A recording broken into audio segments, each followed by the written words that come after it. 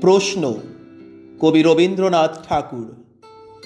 ভগবান, তুমি যুগে যুগে দূত পাঠায়েছ বারে বারে দয়াহীন সংসারে। তারা বলে গেল ক্ষমা করো সবে, বলে গেল ভালোবাসো, অন্তর হতে বিদ্বেষ বিষ নাশ।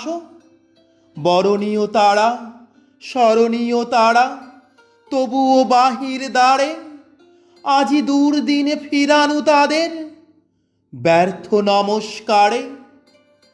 আমি যে দেখেছি গোপনে হিংসা, কপট রাত্রি ছায়ে হেনেছে নিঃসহায়ে। আমি যে দেখেছি প্রতিকারহীন শক্তের অপরাধে বিচারের বাণী নীরবে নিভৃতে কাঁদে। আমি যে দেখিনু তরুণ বালক উন্মাদ হয়ে ছুটে কি যন্ত্রণায় মরেছে পাথরে নিষ্ফল মাথা কুটে। কণ্ঠ আমার রুদ্ধ আজিকে বাঁশি সঙ্গীত হারা, অমাবস্যার কাড়া লুপ্ত করেছে আমার ভুবন দুঃস্বপ্নের তলে।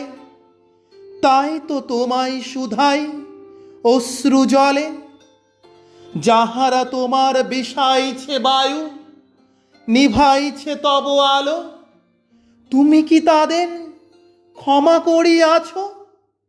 তুমি কি বেসেছ ভালো? ধন্যবাদ।